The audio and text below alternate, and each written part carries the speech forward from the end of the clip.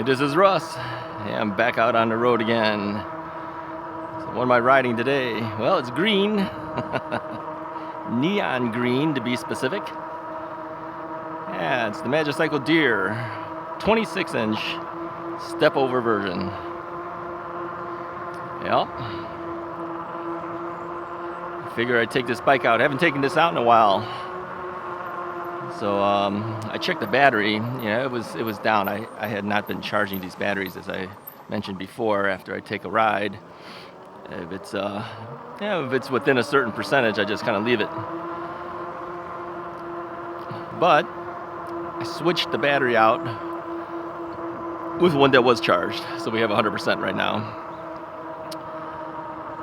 So the battery on the Deer is a 52 volt, 20 amp hour battery.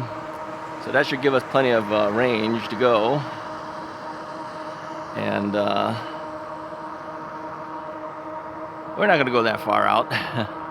But it's always a good idea to have some extra battery life in case you need it, right? Now, recently I had a comment from somebody who had looked at the what I call my senior video. Things to consider if you're a senior and you're looking to do e-biking, right? Remember that video? And apparently the person had seen other RUSSISRIGHT videos as well, but he was asking about whether he should put a secondary battery as a parallel run, meaning running on both at the same time in parallel, not in series. Okay, you don't want to do that. Parallel run and versus just waiting until one battery exhausts and then swapping out with another battery. I advised him or her, can't remember who it was, that I always feel it's safer if you just take one battery out, put the other battery in. Now there are some benefits, of course, to a parallel run. Supposedly gives you a little bit more oomph, and of course maybe even some additional run time. I don't know. I've never done it, so I can't tell you what it will really do for you. And I don't suggest doing that. I think whenever we hear about battery fires and things, it's usually from multiple things. It could be overcharging. All right, this guy behind me is coming up strong, but I'm going to have to move into the lane.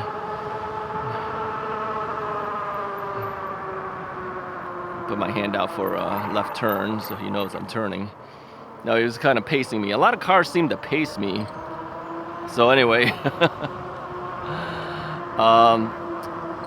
where were we? I was basically saying that the battery fires happen from people overcharging, using the wrong chargers with the batteries, using cheap batteries, using homemade batteries, things like that. I really do wish that, when the reports of these battery fires from e-bikes, they tell us what brand of bike caught fire, what battery caught fire, how did they charge it, all that stuff. That would be helpful, but I don't think anyone ever seems to report on that. It becomes a guessing game then. It'd be better if they just simply told us what was the problems.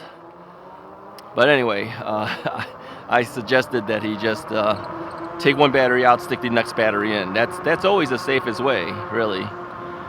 Now, maybe less convenient because you have to stop, take it out, put it in. How long does it really take you, really? A minute? For me, the safety's worth a minute, right? So anyway, that's my suggestion. So today, we're just riding around. I'm not going anywhere special. I'm not going anywhere far. I'm just going to hang around the general areas that we usually do. I might go through some streets that we're not familiar with. But they're mostly residential and the like. So people have commented before that all of the streets that I go on seem to have no cars. Yeah, I picked those purposely. Yeah, why ride on streets that have lots of cars? That's not a safe thing to do. Sometimes you have to. You have no choice, or you have to pass a street that has a lot of cars because to get from one place to the other, sometimes you just have to do it. But no, if I have an option, I always choose the less driven road. Always better. All right. Now, the last time I rode the deer, I had reported I heard some squeaking sounds and the like after I would stop and the like. Yeah, I didn't fix that yet either. I haven't touched this bike since I put it away from the last ride. Yeah, I'm getting lazy, I'm telling you. I'm getting lazy. But I don't know. Could be a number of different things. It could be the rack, not tight enough on the back. It could be the springs from the suspension. It could be a number of things. I really don't know. We'll hear it every now and then. It's no real big deal, but eventually I need to fix it. I mean, if it's the springs, I'm wondering, do I just WD-40 it? What do I do? I don't really know. I should contact Magicycle or something, ask them, see what they think. Oh, by the way, you know, if you've been trying to contact some of the Chinese manufacturers and have not been getting any responses recently, that's because they're all on vacation. Yeah, they've got the Mid-Autumn Moon Festival going on, and they usually get 8 days of vacation time. And that happened, I think, as of last Friday, if I'm not mistaken. Because I'm never wrong. I told you guys that. No, I think it started on last Friday, so they have 8 days from that point. So if you're trying to contact any of the manufacturers and they're based in China, yeah, you're not going to get anybody. Nobody's there. These guys have a lot of vacation time, I'm telling you. A lot of time off. So that's the deal with that.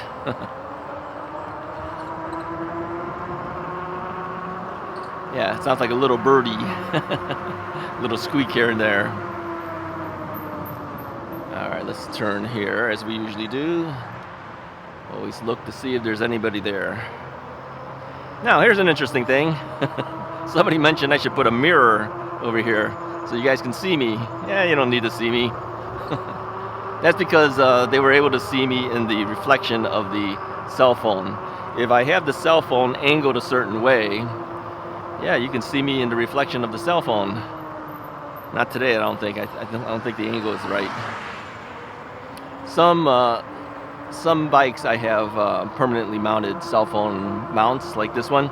Magicycle gave me a bunch of cell phone mounts, and so I put them in all the Magicycle bikes, or as many as I could. And then the other ones I will move around with one of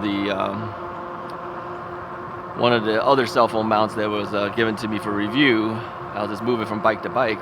Those are the ones that usually will be on an angle to the point where you might be able to see me. The key is if you're using these cell phone mounts, make sure you tighten your phone on there. You don't want that thing bouncing off of there, of course. If it's too lightly connected there. I'm talking about the cell phone mount itself, and also the phone mounted on the cell phone. You got to make sure both things are connected well, so it doesn't bounce off.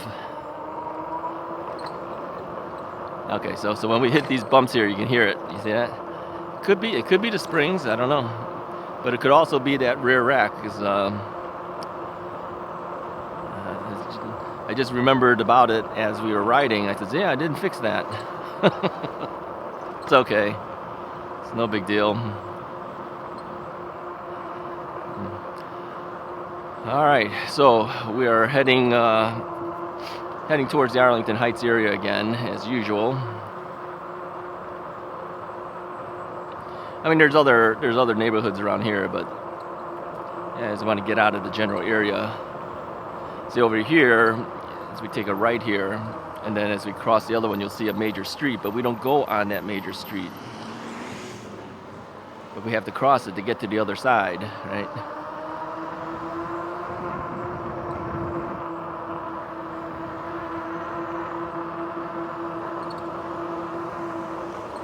So what am I wearing today? I'm wearing my long sleeves. I'm also wearing the orange vest. I thought I'd be a little different today. Now, usually I wear the yellow vest on most of my rides, and I only reserve the orange vest for the yellow Deer Step Through 20, because I felt that the yellow and the yellow really didn't match the same shade of yellow. Kind of looked a little strange, so I went totally different and went to orange. Yeah, today I figured, well, I got the green bike, let's put on the orange, really stand out. I mean, if nobody can see me, then they're kind of blind. I mean, you get a green bike and an orange vest, how could you miss the guy? And I got an X-Needle helmet, and that's blinking front and back with the light that's built into the helmet.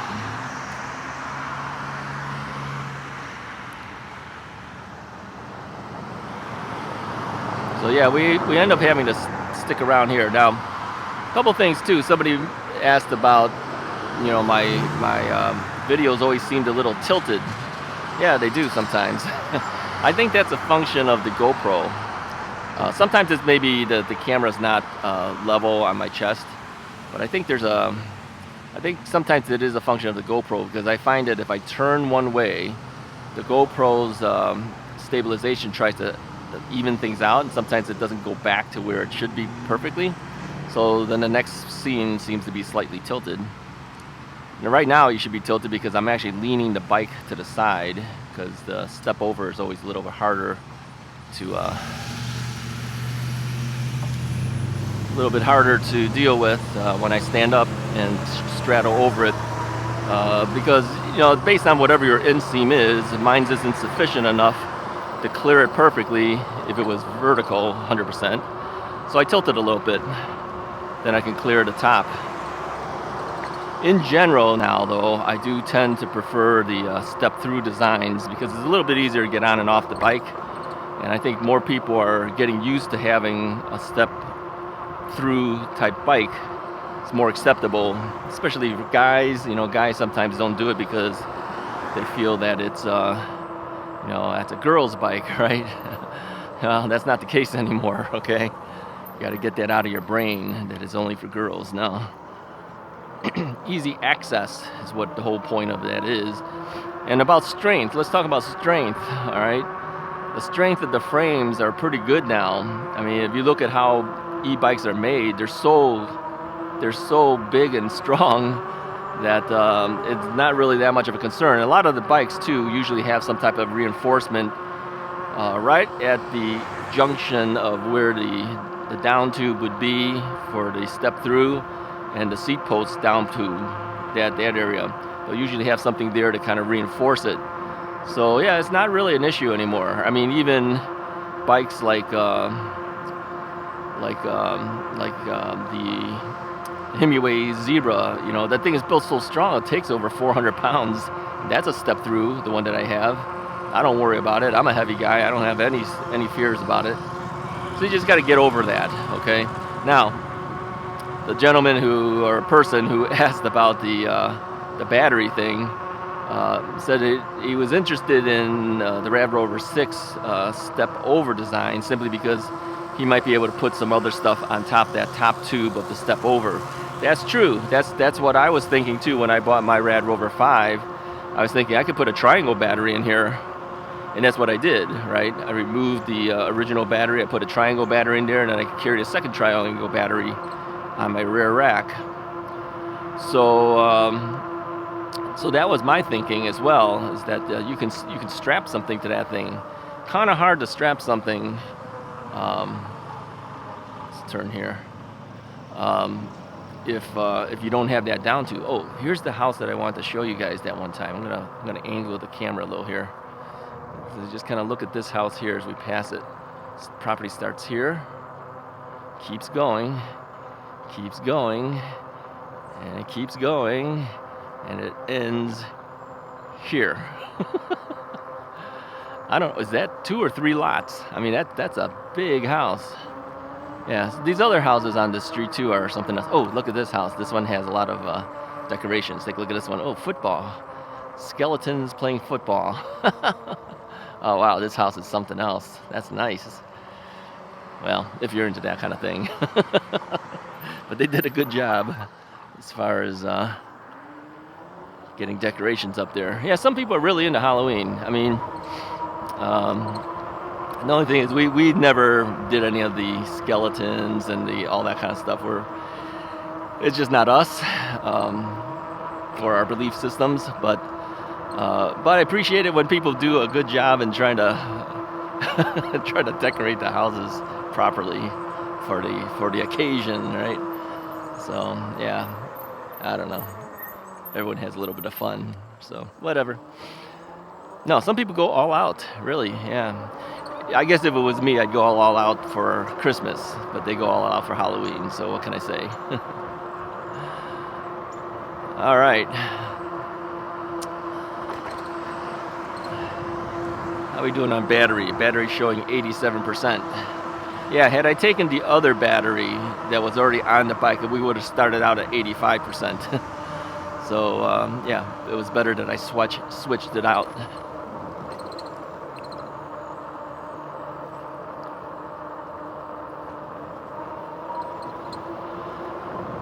All right, so am I depleting the batteries? I think I need to start doing the depletion of batteries very soon. Some of the batteries I have, but I haven't been keeping that much track of how much percentage has been taken down off the batteries. I usually try to get to about 70 to 75%. I think I need to start doing that. It's going to start getting colder. Right now it's about 67 degrees out, and it's cloudy out right now. So what time is it? 11:29 currently. So yeah, I think if it's getting colder in your area and you're thinking that you're gonna be stopping soon, start looking into bringing your battery levels down and bring it to about 70-75%. Some people said 50. I don't know. Most of the things that I've read have always said 70 to 75, but you know, the whole point is don't leave it at 100.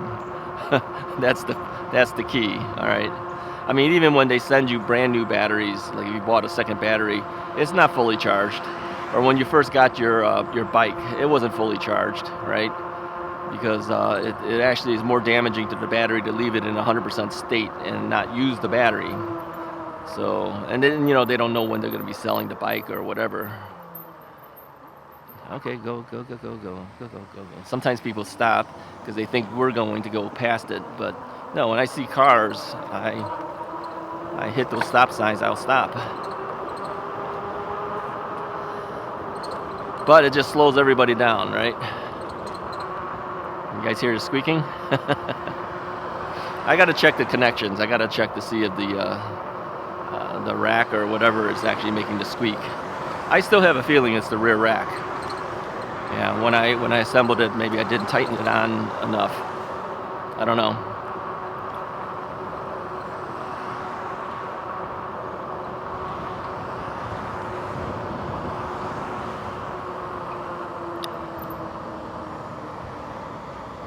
Yep, again, Rand Road. Rand Road's too busy. I've ridden Rand Road before. I don't like it. It's really not designed for bikes to be on there.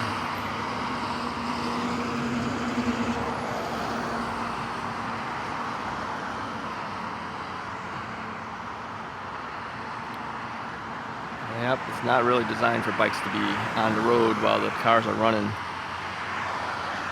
I've seen bikes on the road though. Better to find an alternative parallel run somewhere. The thing is Rand Road's kind of on a diagonal, so nothing really is perfectly parallel to it. You just got to find different roads to take, really. But these are the type of roads that you know you have to cross to get someplace. I don't ride on it. All right, I'll just wait for our turn here. Should be coming up.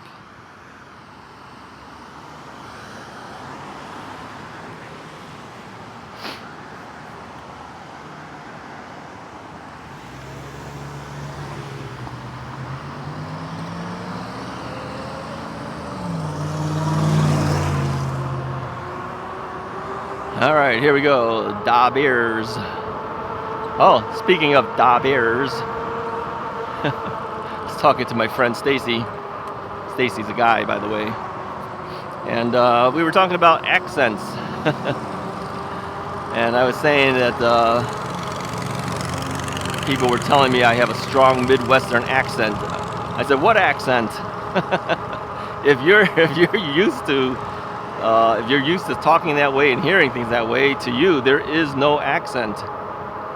The rest of you guys have accents. I'm normal. He goes, no, the Midwesterns do have accents. I go, what would be the accents? He goes, things like da bears. Da bears. I mean, do you guys hear a Midwestern accent out of me? I don't know. Certain things, I guess you say, would be Midwestern phrases, maybe. Do you actually hear an accent out of me? I mean, okay, if you live down south, okay, then obviously I have an accent compared to you. But I'm thinking you have the accent, you're thinking I have the accent, right? But for the rest of you guys who live here in the United States,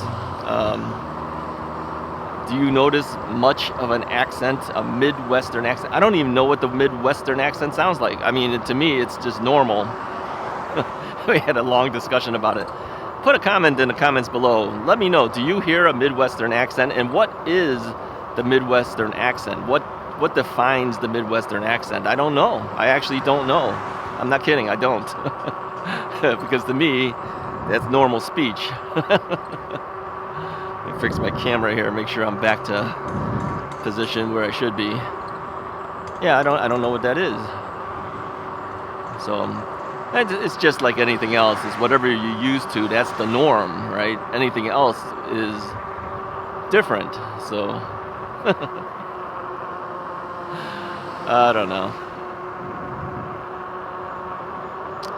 I don't know. I said we were going to go to different neighborhoods. We're still riding on the same streets. Good intentions never come out the way it's supposed to be coming out. So, no, I think the last couple times we've done this, we took this all the way down, then we took like the Prospect Heights Trail to get back. I might do that again. We'll see. Where are we at? Oh, okay, here. Schoenbeck. I think the Schoenbeck brings us there, I think. Let me see. Let's take it.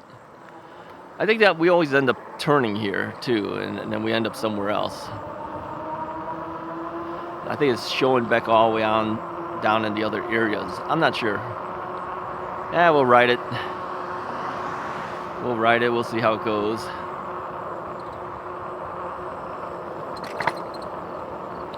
Thing is, the more bumps we hit, the suspension is helping, but whatever's loose back there is squeaking.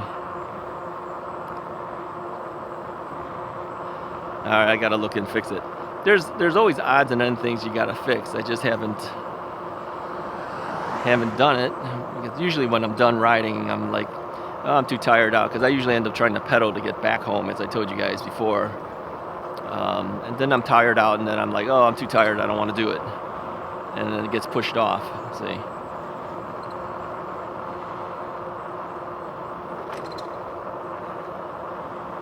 All right, well, yeah, a lot of these properties here have large front lawns. I mean, huge front lawns. I think if I had something that large, I would want a riding mower. I don't think I would want to push it. Yeah, these are really large front lawns. Some have trees that go all the way down. How do you get around that? You know, I don't know.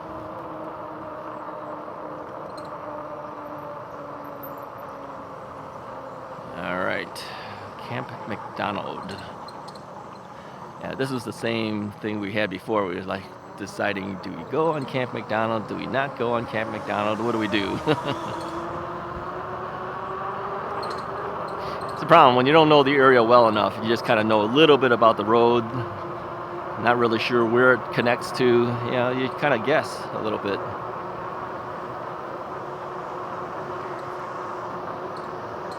Private entrance ahead. Wow, they got their own sign for a private entrance.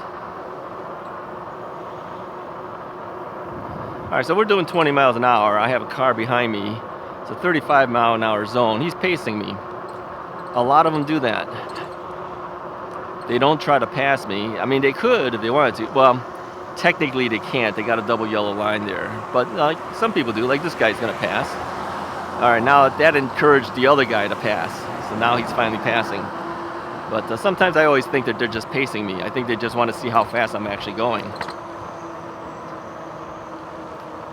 Where does this bring us to? Oh, this was the same problem we had last time. Yeah, this brings us again to Rand Road. See, it goes opposite where we want to go. All right, hold on. I'm going to get off the bike for a second. Make sure no one's coming. I'm coming around again. This time I'm going to walk it. I don't do U-turns. I told you guys that. I have a better tendency to fall off when I do a U-turn. I'm not going to do that. Then I get up on top of on the curb and then swing my leg over, because the curb gives me height for me to swing my leg over. Still got to be careful though. You still got to balance on that curb when you step on it. All right, well, that didn't work out. And look at this sign, ducks with baby ducks. Ducks with baby ducks. So yeah, it's a little chilly right now. You know, I think it said 67, but again, the wind blowing on you makes it feel colder than that. So this shirt that I have on is kind of a lightweight shirt. It's more designed for the UV protection. But eventually, when it starts getting colder, I'll be putting on a sweatshirt. And then I think at that point I'll be wearing my old yellow vest, because it's actually that one was a little bit bigger than the current ones that I bought. I think with the sweatshirt might make it a little bit tough to fit. These are a little more snug on me, and you put the sweatshirt on, it's just going to be too bulky. But the old one isn't. But the old one looks worn out because I put it through the washer several times, and then the reflective, the silver reflective striping on it starts falling apart.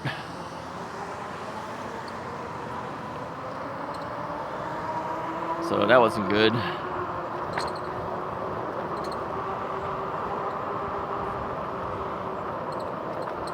So these new ones look new. I find that if you gotta wash these things at all, you gotta use hand washing. The machine washing will really demolish the striping.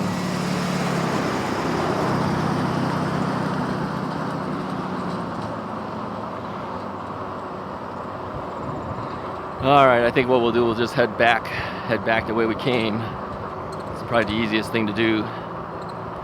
Yeah, it might rain today, they said, but it won't happen until later in the day. I figured I better get out. I was waiting to the late morning because it was too cold to head out. So it'll warm up a little bit, and then I think it might rain after that. Who knows? It showed a potential for rain. I don't know if it will or won't. It was definitely cloudy. I mean, there's no harsh sun coming down. This is actually a good time for photography, by the way. If you're a photographer, harsh sun puts huge shadows and the like, and it's always better not to have the huge shadow. I actually learned that when I used to do crime scene photos. All right, I'm gonna take it. I remember my supervisor when I was at the DA's office. You know, he would tell me, he says, yeah, go out and take some photos of this location. I go, yeah, it might rain. He goes, yeah, it's not raining yet. I go, yeah, but it might. He goes, this is the best time to take photos. No hard shadows. We can see better. Yeah, he was right. So I always learned, yeah. Cloudy day is your best day to take some crime scene photos of properties and the like.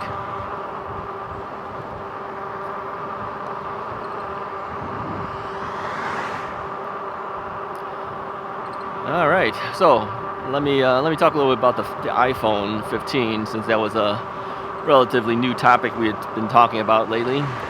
So you know, I got the phone they did an update to the software so that it won't overheat. Well, mine's never did overheat. I never had the problem with the thing heating up too much.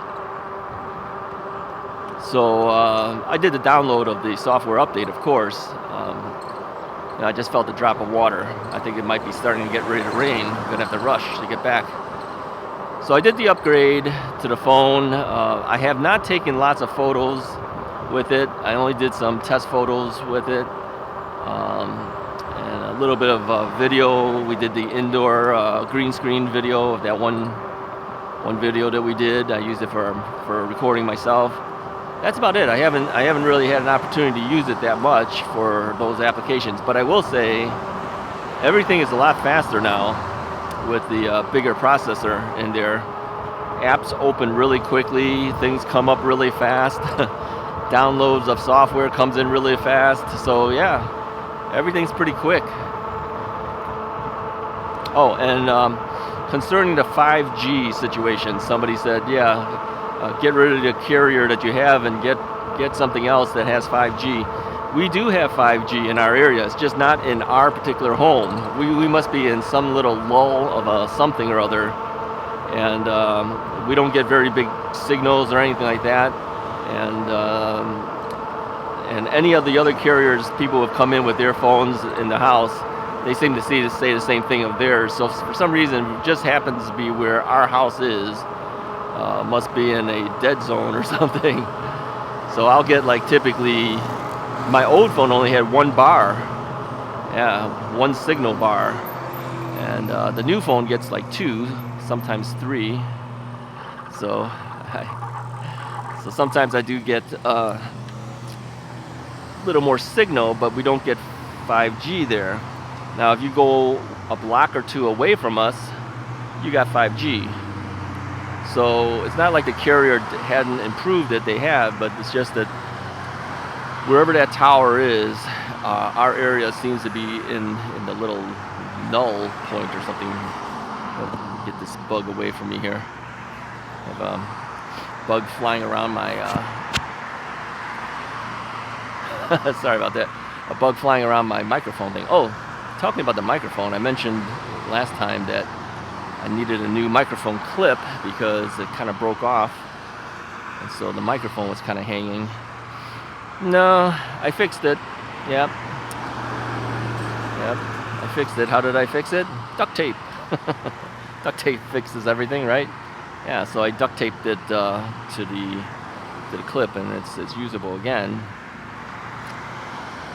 Yep. Yeah, it's actually it's probably actually better than the new clip. If it was a new one, because the new clip is just, it just kind of, the little wire just kind of clips, doesn't even clip, it just kind of pushes up against this thing that holds it in place. Well, now it's taped around it, so now it can't come off. So I think in the long run, it's better off that I taped it. So yeah, so it's duct taped back in place. And then I made sure that the positioning of the mic was proper too, to eliminate wind noises. Now, these mics are omnidirectional, so it really does pick up all over the place, but the element, of course, faces one direction. You always want to face that away from the wind, otherwise you're just going to pick up more noise than you need. Still got to use the windscreen though.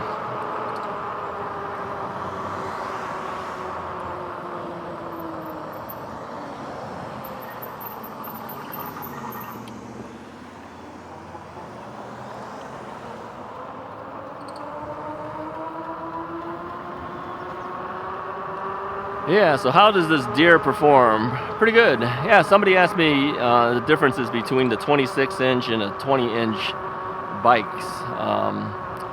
He's interested, I think, in the Ocelot Pro, but he says, is there any benefit to the Cruiser Pro being a 26-inch tire? I think it's a personal preference. I like my large bikes. Some of them are a little too large. Like I said, like this one, I have to kind of tilt a little bit to the side when I hop off of it. I think if you're talking about the step through versus the step through of those two bikes, is there any benefit of the larger tire? You sit a little bit higher. I think the 20-inch tires are more nimble, meaning you can turn quicker and the like. These type of bikes, I don't know. It just, to me, I'm used to a larger bike. Mrs. Wright says the 20-inch tires makes her feel like she's riding a kid's bike. It's just personal preferences, really. Others prefer the 20-inch over the 26.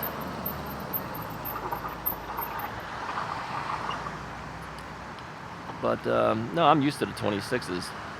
But my preference, yeah, I would prefer if they made a 24, actually. Something in between, what I think would be a little bit better. Because usually the frame sizes will be a little bit smaller too. And for me, like right now, you see I'm tilting the bike a little bit, as you can probably see from the video.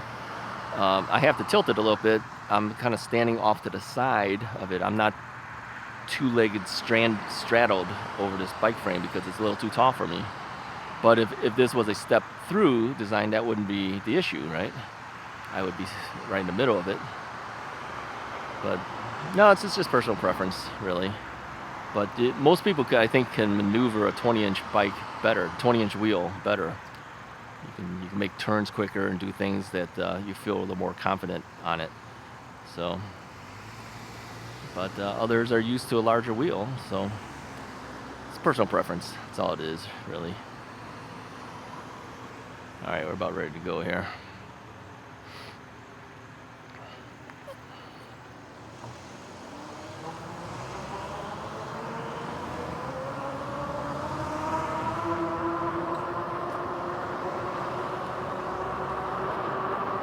I'm looking at the squirrel to the right. It's a black squirrel. Lately, I've been seeing a number of black squirrels. Most of them are what, gray, right? Kind of grayish, brownish. Yeah, I don't know why all of a sudden I've been noticing these black squirrels around.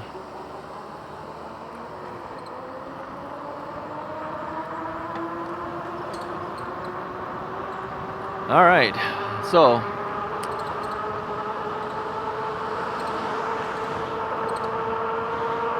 what else is up? Nothing. I think that's about it. Nothing else is really up.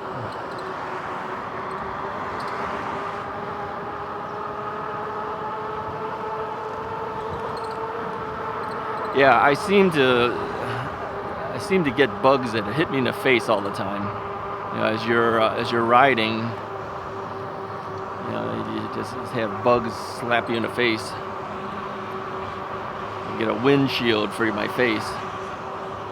Somebody did looks like a monster. It looks like, I don't know what it is, a bunch of small little skeletons praying to the big tall skeleton. Yeah. Some people spend a lot of money on stuff like that. No, I wouldn't do it.